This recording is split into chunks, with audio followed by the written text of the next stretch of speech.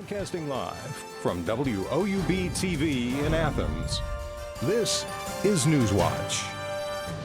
The push for fracking in the forest meets its match in Athens. Good evening, I'm Ann Jacob. Right now in Gallia County, there's a meeting concerning the possibility of drilling in Wayne National Forest. This is the third meeting this week on the issue. The first was in Marietta on Tuesday. Oil and gas companies are interested in building hydraulic fracturing wells in nearly 32,000 acres of the forest. The area in question includes Washington, Monroe, Athens, Perry, and Gallia counties. The U.S. Bureau of Land Management is expected to conduct environmental reports before approving the fracking process. Last night's meeting in Athens ended abruptly when anti-fracking protesters drowned out those trying to promote the practice. Protesters say it was a peaceful event even after they got pushed out by the U.S. Forest Service officer. Complaints have been filed because of that incident.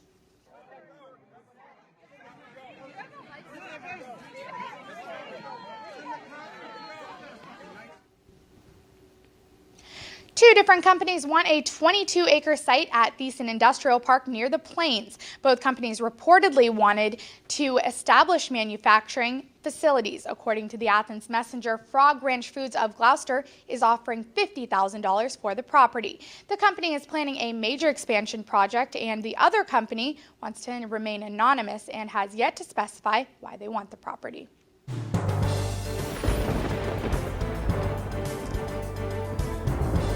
We had another mild day today. It was a bit breezy out there, but temperatures again reached up into the upper 50s. We topped out in the lower 60s for our high today in Athens. So a mild day for the middle of October. Again, we saw some mild temperatures this week, but things will begin to change for your weekend. Temperatures right now across the region, though, most of us still upper 50s, lower 60s for some of us, 61 out in Marietta, 58 here in Athens, and 56 in New Lexington. For Athens right now, though, we did feel some of those breezy winds out there today. They're blowing from the west at 14 miles per hour, and we did see some gusts upwards of 25 miles per hour today. So a breezy day today, but things will calm down for tomorrow. As we take a look at your overnight conditions for your Thursday evening, temperatures will drop steadily through the night as we expect to see partly cloudy skies to clear skies for your overnight conditions tonight. By 8 p.m. we'll be at 47 and then dropping into the upper 30s as you start your day off on your Friday. So a cool night ahead, and it'll be a cooler day tomorrow. We'll feel some of that colder air bringing into the area. So definitely get your coats out for this weekend, and we'll talk about more of that colder weather coming up in my full forecast. And back to you. Marijuana legalization isn't off the table just yet. Responsible Ohio Executive Director Ian James wrote an open letter to Ohioans. In it, James says the campaign made two major mistakes by limiting marijuana production to 10 exclusive private growing sites and using the Buddy mascot. James said the next year's proposal will include a free market and introduce a new approach to home growing. It'll also tax marijuana establishments like other businesses and create better opportunities for Ohio farmers. A new study says Ohio isn't ready for climate-related changes. The project from ICF International and Climate Central says Ohio and most states have taken strong steps to look at its current risks from inland flooding, drought, and extreme heating risks. But the report faults the state for doing little to take on those same threats in the coming decades. The study is not peer-reviewed science. Online retail giant Amazon has confirmed plans to open 2 new fulfillment centers in Ohio. The facilities will be located in Obetz and Etna, the 2 Columbus suburbs. Amazon and state officials said the new facilities will create around 2,000 new jobs in the region. In July, the state's Tax Credit Authority approved a 75% 15-year tax credit for the projects. No say on when the sites will begin operation. Ohio lawmakers are pushing a proposed ban on LGBT conversion therapy. The therapy aims to change the sexual orientation of minors. State Representative Denise Driehaus says conversion therapy can hurt children struggling with their sexual orientation or gender identity. Jody Davis, a transgender woman who underwent the therapy as a youth, said that the process didn't help and instead reinforced her self-hatred.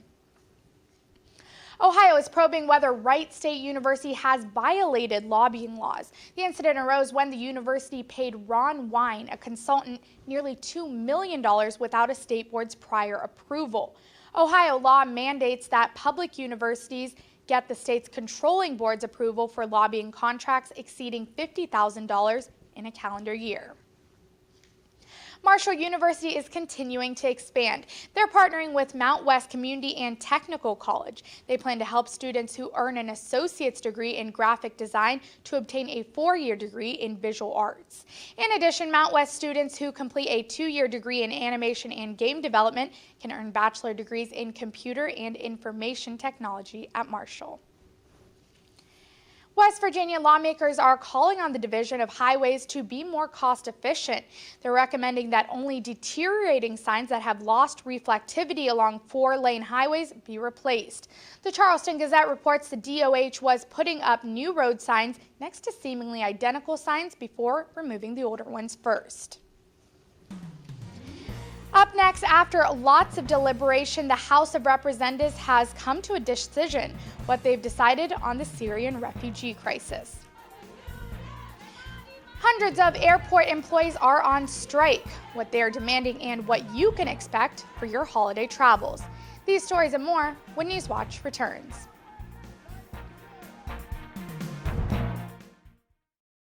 I decided to do a planned gift because I want to ensure that PBS will be around for my grandchildren and hopefully great-grandchildren. I would hope that others, when doing their estate planning, would include their PBS station.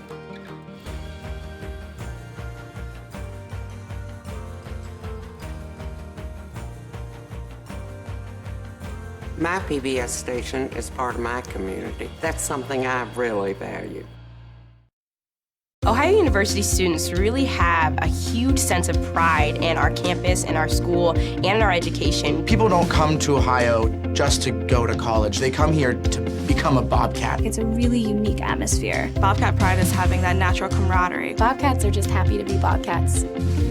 My favorite time of year at Ohio has to be homecoming. When the alumni come back, you can see that the love of this university doesn't fade. Once you're a Bobcat, you're always a Bobcat. The student body here at Ohio University absolutely is a family. The students support one another. You become this unit, this big, friendly family unit. There's this connectedness. You feel a part of something. Driving in on the highway and just seeing the red bricks and the trees again, it's just like coming back home. There's great students, great professors. You just walk around campus and think, oh my gosh, I can't believe I go here. I feel like I matter in the community, and I feel like I matter here at Ohio University. It's home. Athens is home.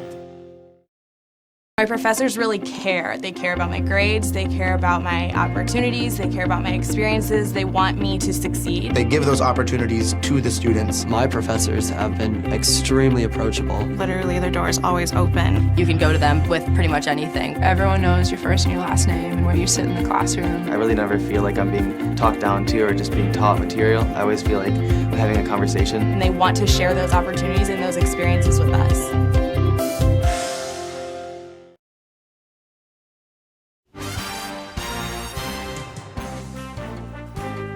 Today, the House overwhelmingly approved a bill that would tighten rules for processing Syrian refugees. The bill easily passed with a vote of 289 to 137. 47 Democrats joined Republicans, creating a 2/3 majority that could override a presidential veto. The measure would virtually put the program on pause because all refugees would have to be cleared by key national security agencies. It's unclear when the Senate will take up the measure, but Senate Majority Leader Harry Reid has said Democrats would attempt to block it. In September, the Obama administration announced it would allow 10,000 Syrian refugees to enter the U.S. in 2016. Democratic presidential candidate Hillary Clinton is calling for the United States to intensify and broaden efforts to fight ISIS in Iraq and Syria. She spoke this morning before the Council on Foreign Relations in New York City. Our strategy should have 3 main elements. 1, defeat ISIS in Syria, Iraq, and across the Middle East. 2, disrupt and dismantle the growing terrorist infrastructure that facilitates the flow of fighters, financing, arms, and propaganda around the world. 3, harden our defenses and those of our allies against external and homegrown threats. The former Secretary of State went on to say that she does not believe the U.S. should include 100,000 American troops in combat in the Middle East. She added in her words, "It's just not the smart move to make here." Airport workers at several major U.S. airports are on strike, demanding better pay and benefits. This was the scene today at Philadelphia International Airport. Similar sights are being seen at Chicago O'Hare International and Fort Lauderdale Hollywood airports. The striking workers are employed by subcontractors, not the airport or a specific airline. They're demanding new contracts, including medical benefits and a $15 an hour wage, as well as the right to unionize. Dozens of security workers walked off the job saying they're being punished for reporting security deficiencies. Want to be treated like human beings. We work hard out here. Some of us be here every single day. Some of us come so far to just make it out here. And we need to be respected and treated like human beings, and we deserve better. The airport says travelers should not expect any problems from the strikes. On Wall Street today, stocks barely changed after weakness in the healthcare and energy sectors stunted gains. Here's a look at stocks of local interest.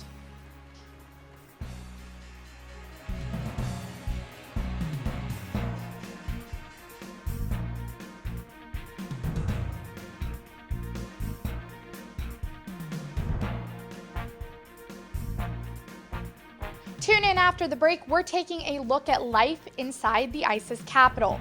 That story still ahead.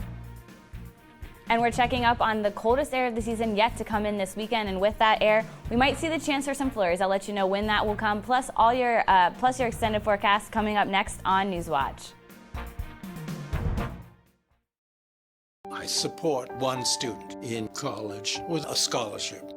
Just the way I want to pass on a legacy of education. I would like to pass PBS on to the next generation.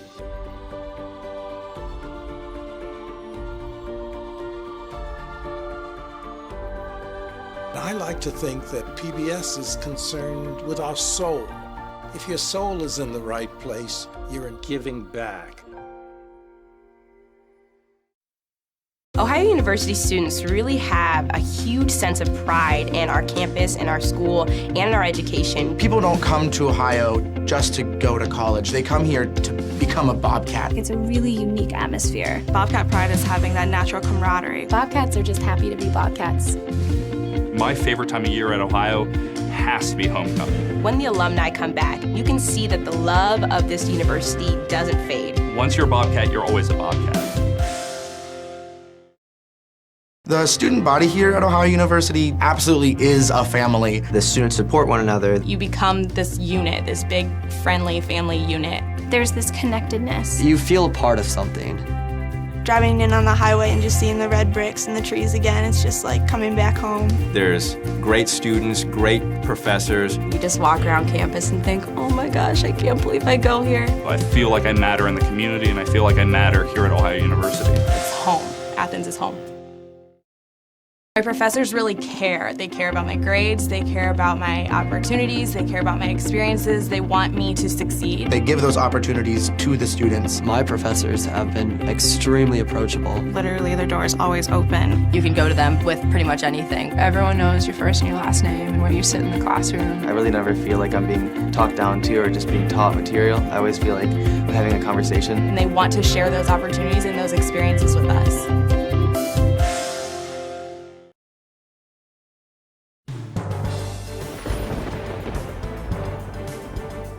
Welcome back to the Newswatch Weather Center. I'm Ann Campolongo. So we had a nice mild beginning stretch of temperatures for the work week this week, and today it was even still mild. We reached the 64 degrees today in Athens, but right now we've dropped off a little since the sun has set. 58 degrees currently in Athens right now. Our winds are out of the west at 14 miles per hour, and we did see some gusts up to 25 miles per hour this afternoon. Temperatures across much of southeastern Ohio, middle 50s, lower 60s for some of us as well, 58 over in Athens, and as well as 53 in Chillicothe and 59 down in Jackson. So temperatures will continue to drop off tonight. We'll dip down into the 30s, but today we were above normal for this time of year. Again, 64 was our official high, and our low this morning was only 52, so we started off nice and mild for your Thursday. Taking a look at the PRECIPCAST, what we have going on is another low pressure system situated off in the plains, and that's slowly working its way towards our area. But for right now, we're still seeing high pressure and control for much of the region for tonight and into the day tomorrow. So we'll continue to see clear skies overnight, and we'll see a bunch of sunshine as well for tomorrow as that high pressure continues to stay in control for the region. And then for Saturday, that's when that low pressure system slowly slides to our way, and it will bring snow up to the Great Lakes, stretching from Chicago through Detroit and Michigan. But for us here in southeastern Ohio, we can expect rain for the first part of the day on Saturday, and then as those temperatures drop, we could see the potential to see some snowflakes mixed in with that rain. So we're not talking any big accumulations of snow by any means, but we could see some snow flurries Saturday evening as those temperatures drop. Overnight tonight, though, we'll drop down into the 30s. So a cold evening for us, dipping down to right around freezing. 32 in Athens for your low this evening. And then taking a look at the highs for tomorrow, we'll see mostly sunny skies as we do have high pressure in control. So 49 the high in Athens tomorrow. So a little bit cooler tomorrow than we saw today as that cold air slowly arrives to the region, bringing us cooler temperatures for this weekend. So tomorrow, a little bit cooler than we saw today. Taking a look now at your hour by hour for your Friday as you head out the door tomorrow morning. 34 by 8, 45 by noon, and then reaching the upper 40s for you by the end of the day tomorrow on your Friday. But plenty of sunshine to go around for you on Friday. Tonight, though, in Athens, we'll dip down to 32 degrees again. Mostly clear this evening. It will be a little bit breezy again as we do have those westerly winds this evening between 10 and 15 miles per hour. But another cold evening out there for you, and taking a look at the bus stop as you head out tomorrow morning for the end of the week. 36 as you step out the door tomorrow for the bus. Mostly sunny skies, but again cooler, so make sure to bundle up as you head out the door tomorrow morning. And then tomorrow, finally, for Friday, the end of the week, we'll see a high of 49 degrees in Athens. Again, a little bit chillier than we saw today, but we will see mostly sunny skies, which will make it nice. Taking a look at your 7-day, though, Friday 49, and then slowly cooling off for the weekend. If you take a look at those temperatures, Saturday 52, which is nice, but that's when that cold front sweeps through our area, bringing us a chance of rain. But as those temperatures drop, we could see some of those snowflakes working in with the rain on Saturday. But take a look at those lows. 26 as you step out the door on Sunday if you're headed out for any church services. It will be cold, and then Sunday's high only reaching the middle 30s. So very cold weekend. This is some of the coldest air yet that we've seen for this season. And then temperatures next week only in the upper 40s. Ann, back to you. Thanks, Ann. Jets from Russia and France are hitting Raqqa, ISIS's self-proclaimed capital in northern Syria. Today, Pentagon officials explained that these targets weren't hit earlier because ISIS continuously changes its fighting positions, communication nodes, and headquarters within the city. Raqqa was once home to 200,000 civilians. CNN Global Affairs correspondent Elise Labott takes a rare look at life inside ISIS's capital. A toddler dressed as a jihadi with the ISIS flag behind him is encouraged to behead his teddy bear. The disturbing scene spread through social media, exposing the indoctrination of children inside the ISIS capital of Raqqa, Syria. Boys as young as 5 years old in an ISIS camp training for the group's signature executions. In this camp, they try to teach them the ideology of ISIS. They send them to bomb themselves. They used them to carry weapons, medical stuff in the clashes. So it's so horrible for the children. So basically they're raising little jihadis from a small age. Yeah. Videos smuggled out of the ISIS stronghold and used by media outlets like CNN are the only way to see what life is like under extremist rule. ISIS has banned journalists, replacing them with slick propaganda glamorizing life in the so-called Islamic State. But a dozen activists are pulling back the curtain on the horrors of ISIS rule in their small city, once among Syria's most liberal. They call themselves Raqqa is being slaughtered silently. ISIS started to execute, to kill, and do all these human rights violations in Raqqa. And no one did anything for the city. No one even heard about it.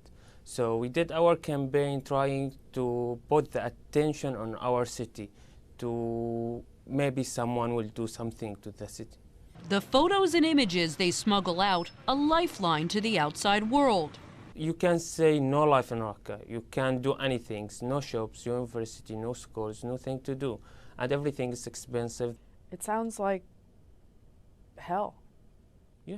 One woman snuck a camera under her veil, risking her life to film this video depicting ISIS' brutal treatment of women. They can't go outside alone. If she want to go outside, she should go with the husband, father, brother, or whatever, and she should cover all herself. The women in Raqqa or in ISIS areas are nothing.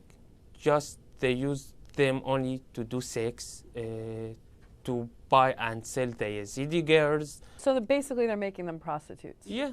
Abdulaziz al-Hamza was covering clashes between ISIS and the Free Syrian Army when ISIS stormed his house. He managed to escape the country and now manages the group's social media. ISIS arrested one of our reporters. They checked his laptop and they found our campaign logo. And after 3 weeks, they executed him in a public square. Last month, one of their members working in Turkey was beheaded. Why are you journalists showing what's going on in Raqqa instead of being fighters, killing ISIS fighters? If you will defeat ISIS and you didn't defeat the ideology of ISIS, maybe after 2 months or 3 months or years, you will find a new ISIS. The group has been declared an enemy of God by ISIS. They say they don't know who will be next, but they're prepared to pay with their lives. And I'm Kelsey Steele. Tomorrow, Ohio women's basketball head coach Bob Bolden meets an old friend in FGCU's Carl Schmeshko. And Ohio field hockey is being recognized for their efforts off of the field. Details on their honors next on Newswatch. Be sure to stay tuned to WOUB. And here's what's coming up tonight on your public television station.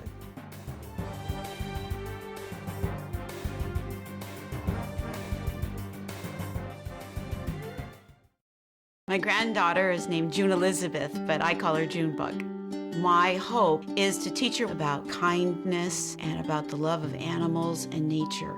I want Junebug to have the same opportunities I had by watching PBS. My husband and I feel so strongly about our PBS station that we've included them in our estate plan.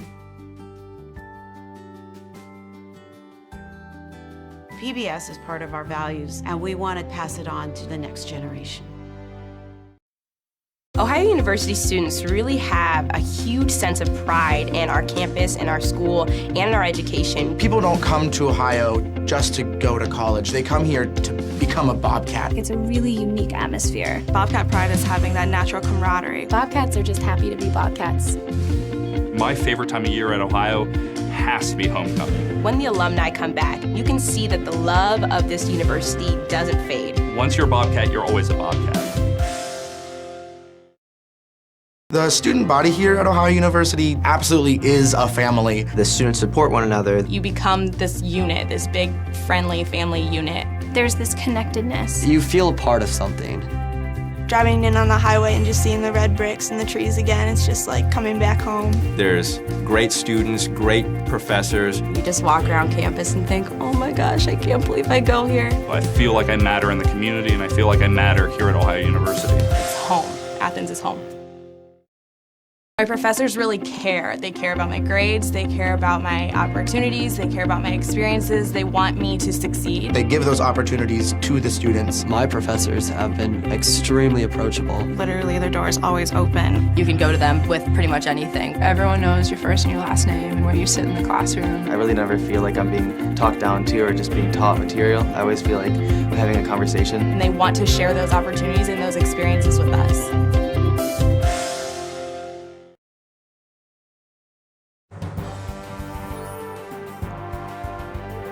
Welcome back. I'm Kelsey Steele. It's a Thursday of honor for Ohio volleyball. 3 Bobcats were recognized today for their success in Mid-American Conference play this season. Senior setter Abby Gillian and senior libero Meredith Ashe earned first team All-MAC honors. Today's announcement marks the 3rd time Gillian and Ashe have received the honors at Ohio. And freshman Katie Nelson was also credited for her work this season. She earned an All-MAC freshman team selection today. Nelson is the 8th player to earn the title for Ohio over the last 5 seasons. Ohio volleyball kicks off the 2015 MAC Conference Championship Saturday in the Convo.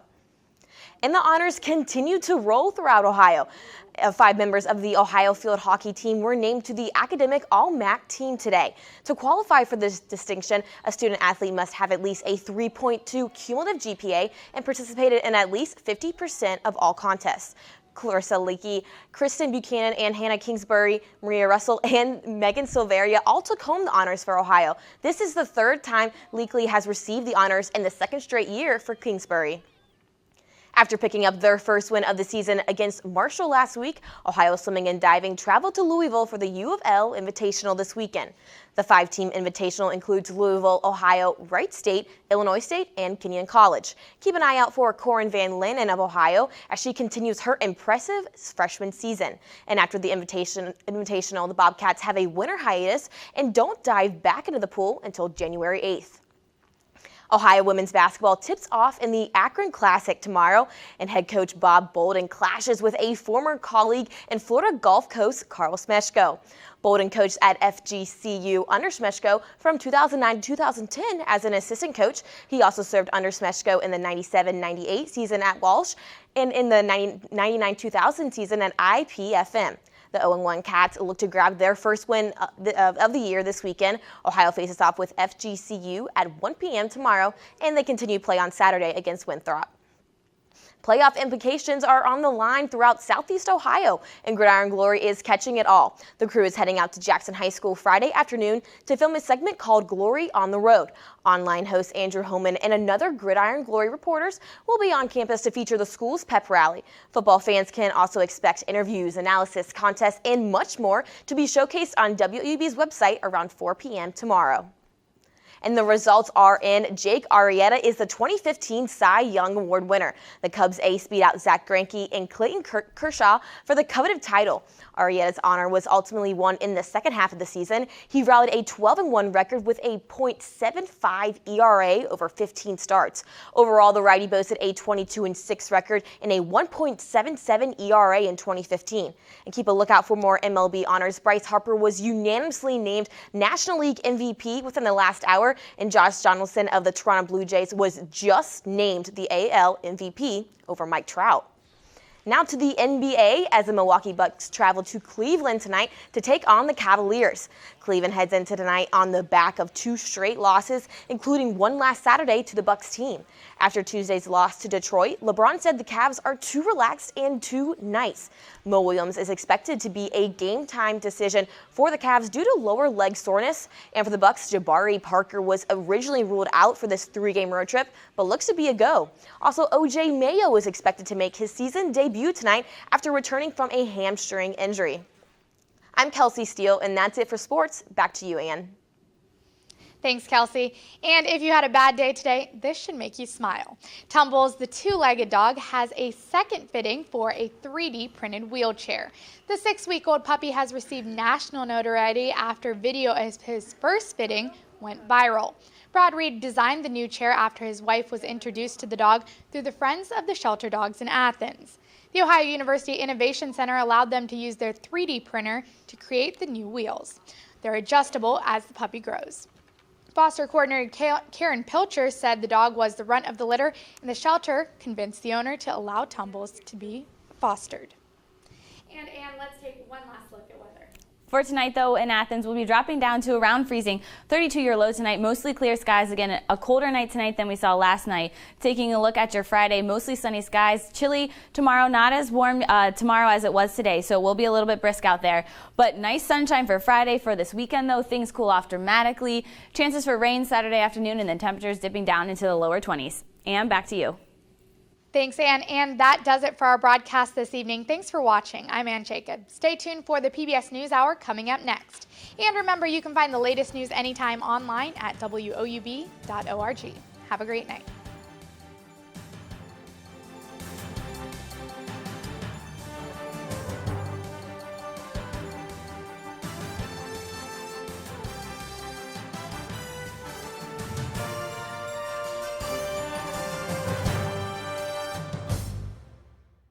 I decided to do a planned gift because I want to ensure that PBS will be around for my grandchildren and hopefully great-grandchildren.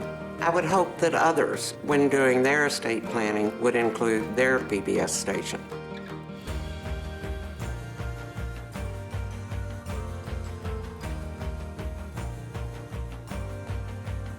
My PBS station is part of my community. That's something I really value.